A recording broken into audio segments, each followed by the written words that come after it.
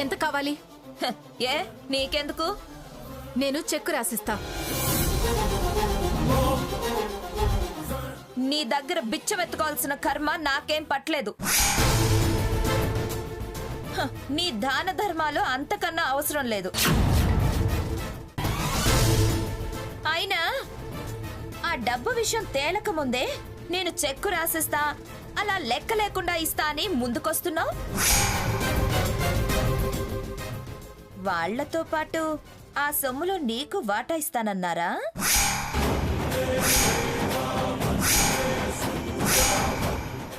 వాటా గీట అన్నావంటే నీకుంటుంది. ఏంటి ఉండేది? నీకు అందులో భాగం ఉందనేది నీ మాటల్ని బట్టే అర్థమవుతోంది. మీరు కూడా బలుక్కొని ఈ కథ నడిపిస్తున్నట్టు అనిపిస్తోంది.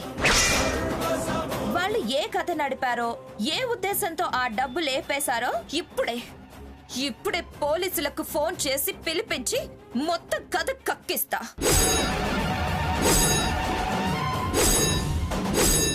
పోలీసులకు ఫోన్ చేస్తావా? ఏ చెయ్యద్దా?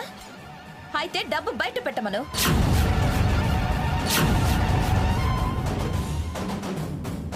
దొంగను నేనే అని 10 మందిలో ఒప్పుకొని తప్పైంది, ఆశపడ్డాను అని ఇదిగో ఈ పెద్ద ఆవిడ్ని చెంపలేసుకోమను.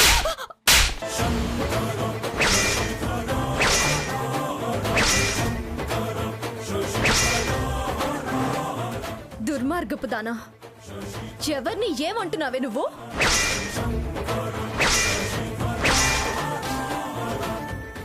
ఎదవ డబ్బు కోసం అమ్మమ్మగారు దొంగతనం చేస్తారా?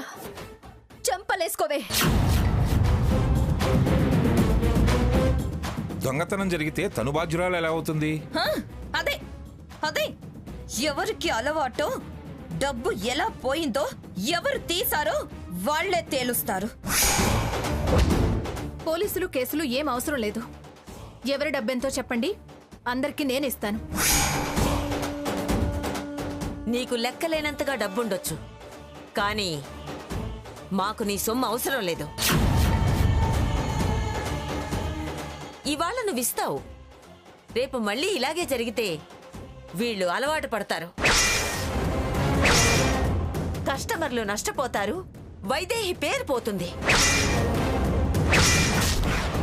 ప్రతిసారి నువ్వుంటావా ఇవ్వడానికి? స్వర్ణ, నువ్వు ఫోన్ చేయి.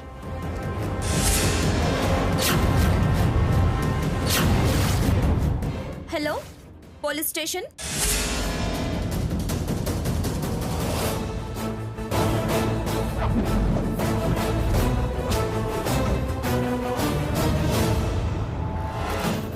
అవును, ఓకే, త్వరగా వచ్చేయండి. నానమ్మా, బాగా గుర్తు చేసుకో. ఆవిడకంతా గుర్తే. అప్పుడే అడగొచ్చారా? ఈలోపు అవసరాలు తీర్చుకోవచ్చు, లేదా బోర్డు తిప్పి జంప్ అవ్వచ్చు అని ప్లాన్ వేసినట్టున్నారు.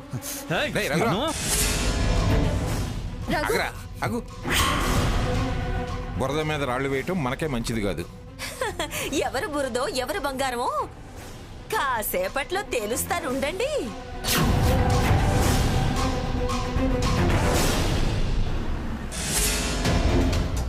వేసిన లాక్ వేసినట్టే ఉంటే సొమ్ము ఎలా పోతుంది?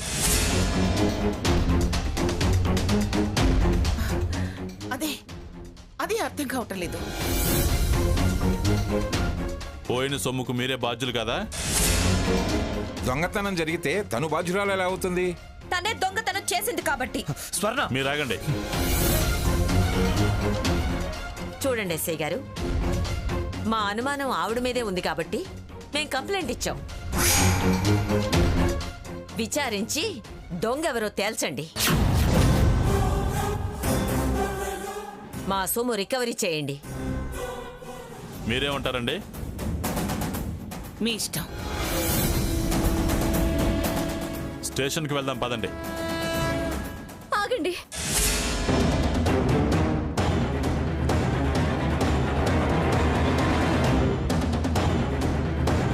స్టేషన్కి రావాల్సింది వారు కాదు, నేను. మీరా? అది అబద్ధం ఆడుతుంది. లేదండి, నేను చెప్పేది నిజం. అంటే డబ్బు మీరు తీశారా? అవును. అయితే డబ్బు ఎక్కడే? లేదు. లేదు అంటే ఎలా కుదురుతుంది? అది మేం విచారించి తెలుస్తాం. తీశానని ఒప్పుకుంటుందిగా?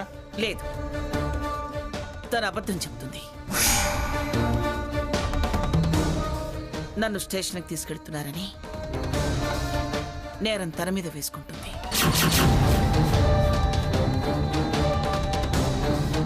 తనకేం తెలీదు. అంటే నీకు తెలుసా? అవునే, నాకు తెలుసు. ఎవరేమిటో ఎవరెలాంటి వాళ్ళో నాకు బాగా తెలుసు. ఎవరు దొంగలో ఎవరు దొరలో కూడా నాకు తెలుసు. ఆ డబ్బు నేనే తీశాను.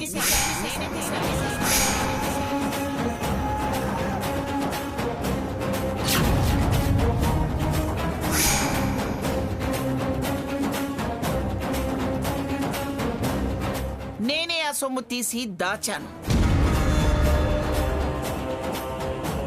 అర్థం కాలేదా? అంత డబ్బు ఒకేసారి చూసేసరికి కళ్ళు చెదిరిపోయాయి నాకు.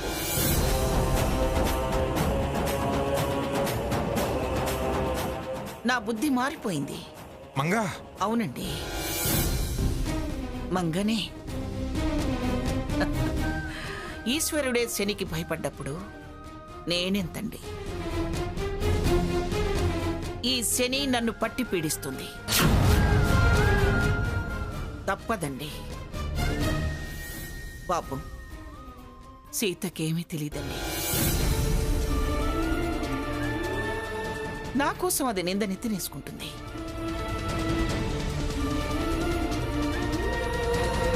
ఎస్ఐ గారు, పదండి.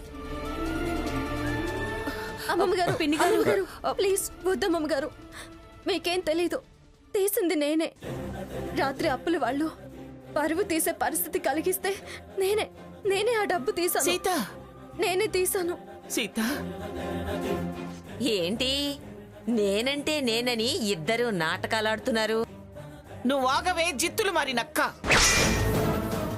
వద్దు సీత, వద్దు.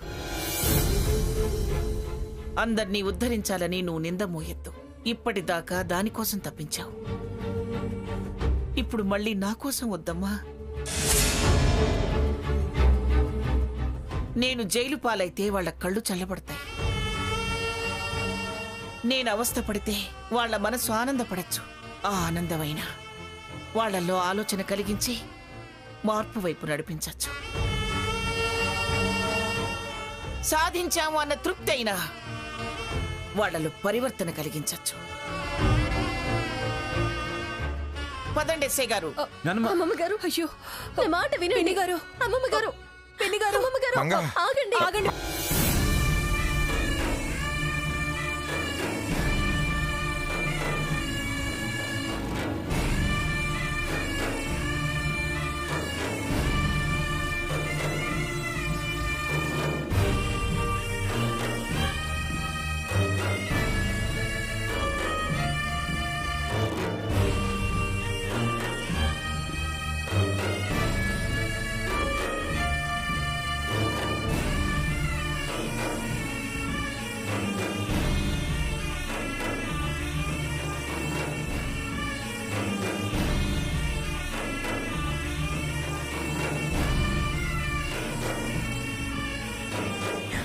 మాట విన్నానమ్మా. ఆగండి, ఆగండి, ఆగండి, ఆగండి, ఆగండి, ఆగండి.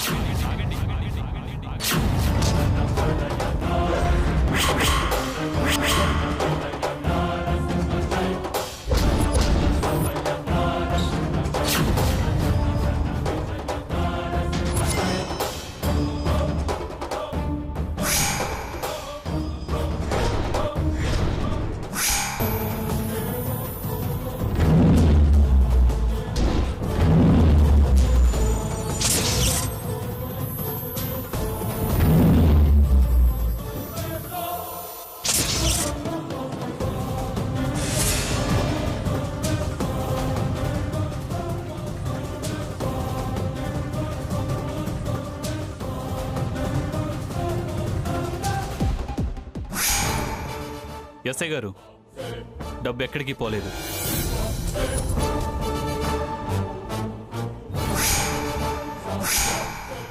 పోలేదా? లాకర్లో లేదుగా. ఉండదు. ఎందుకంటే నిజంగానే దొంగలు పడ్డారు.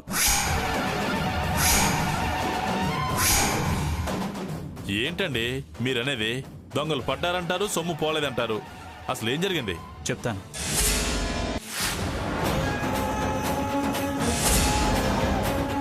రేయ్ రేయ్ ఆగు. రేయ్ ఏం తీసుకెళ్తున్నారు ఇక్కడి నుంచి? రేయ్ ఏంట్రా అది? ఏం తీసుకెళ్తున్నారా?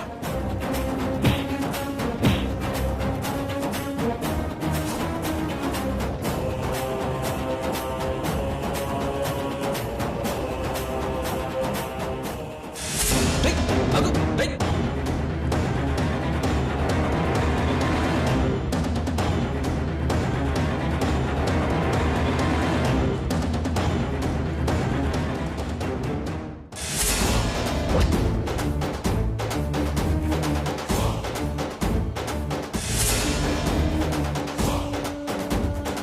ఇది లాకర్లో డబ్బు. ఎవరి పని ఉంటుంది? దాని పని అయి ఉంటుంది. అది జరిగింది. డబ్బంతా ఇందులోనే ఉంది.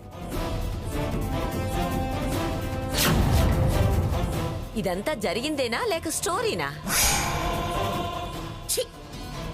నువ్వు అసలు మనిషివేనా? మనిషి తోలు కప్పుకున్న జంతువా? దొంగలు తాళాలు మళ్ళీ వేసి వెళ్తారా? మీరు పంపిన దొంగలు కాబట్టే తమరు దొంగతనం చేసి వాళ్ళకి బ్యాగ్ ఇచ్చి పంపించి మమ్మల్ని వేధించాలని చూశారు. అందుకే తాళాలు మళ్ళీ వేశారు. సీత!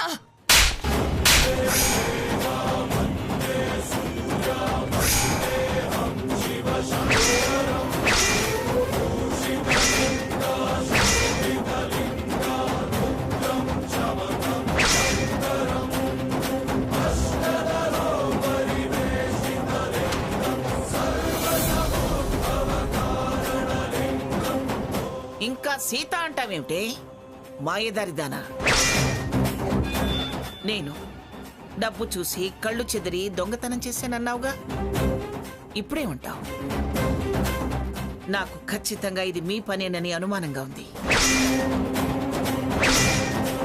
ఎస్ఐ గారు, సొమ్ము దొరికింది కదా. మీరు దొంగల్ని గుర్తుపట్టగలరా? ముసుగులు వేసుకున్నారు, మొహాలు చూడలేదు. ఎవరి మీదైనా అనుమానం వస్తే మాకు ఇన్ఫార్మ్ చేయండి. వీళ్ల మీదే అనుమానం అని అంటున్నాగా. ఈ ముగ్గురిని తీసుకెళ్లి బాగా తోమి కళాయి రాయండి, అప్పుడు నిజం చెప్తారు. సొమ్ము మాది. దొంగతనం చేయాల్సిన అవసరం మాకేంటి? మా అందరిది కూడా ఉంది.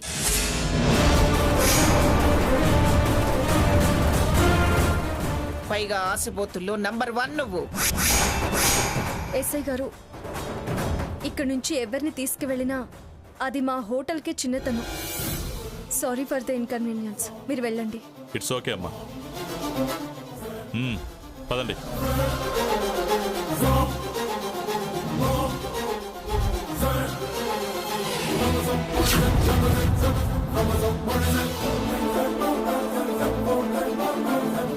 నువ్వు ఇందాక 2 lakhs అర్జెంట్ అన్నావు కదా సాకేత్, దాంట్లో నుంచి 2 lakhs తీసి తనకివ్వు. అర్జెంటా దాని బొంద? అలా అడిగి నన్ను దొంగని చేయాలని చూశారు.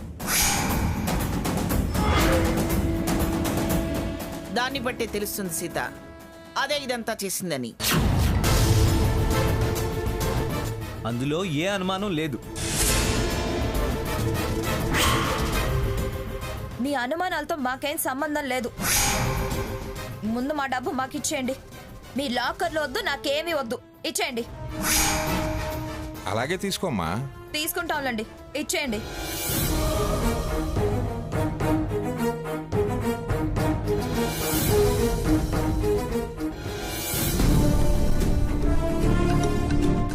సౌత్ ఇండియన్ థాలీ ఒకటి, చికెన్ కర్రీ. అంతేనా? ఇంకేమైనా తేవాలా మేడం? అక్కర్లేదు. Okay madam.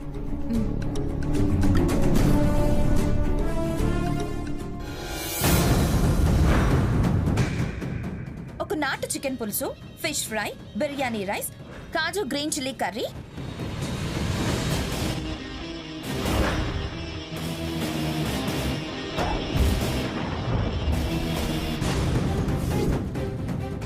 అన్ని త్వరగా తీసుకొని రా.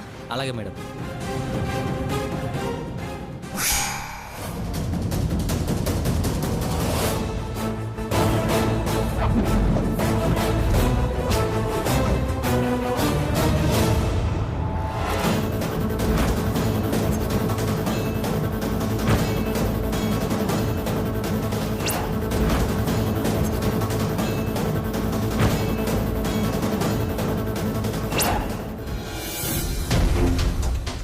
హాయ్ సాకేత్. హాయ్.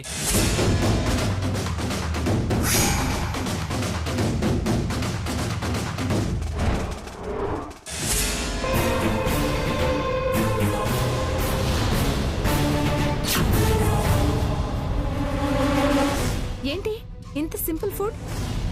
రాగి సంగటి నాకు చాలా ఇష్టం, పైగా చాలా హెల్తీ కూడా. ఓ అయితే నాకు ఈ ప్లేట్లో పెట్టండి. ఇంకోటి తెప్పిస్తాను. అవసరం లేదు, ఇలా షేర్ చేసుకుని తింటేనే చాలా రుచిగా ఉంటుంది.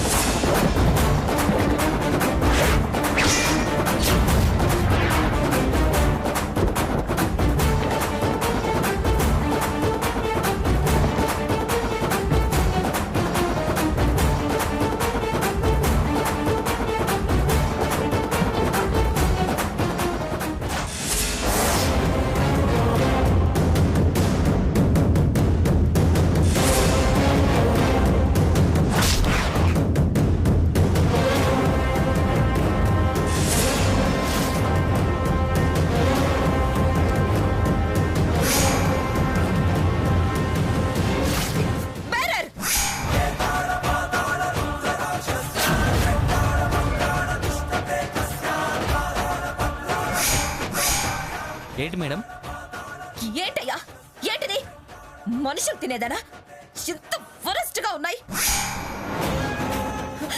ఈ ఫుడ్ కాకులు కూడా తినవు. ఛీ, చెత్తలా ఉన్నాయి,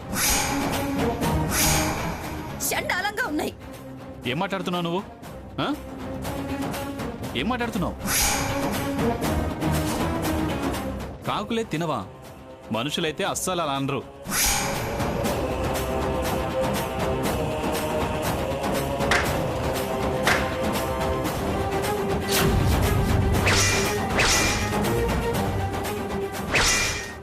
సిగ్గు లేకుండా ఎంగిలి తినే వాళ్ళకి బాగుంటాయి.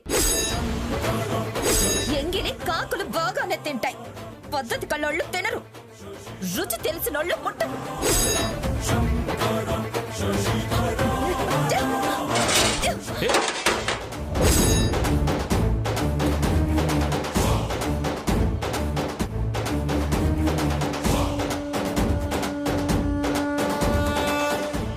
బెటర్, ఇదంతా క్లీన్ చేయి. Okay sir.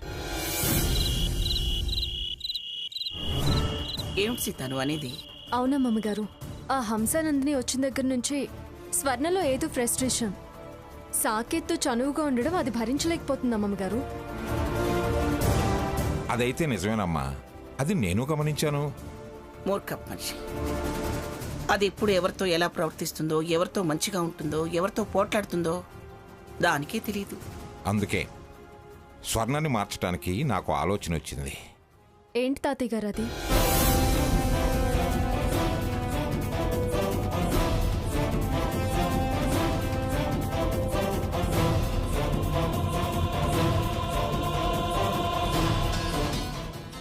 అందుకు సాకేత్ వింటాడా? విషయం ముందుగా వాడి చెవిని వేసే మనం ప్రొసీడ్ అవుదాం. మనం ఈ అవకాశాన్ని మనకు అనుకూలంగా మార్చుకుందాం.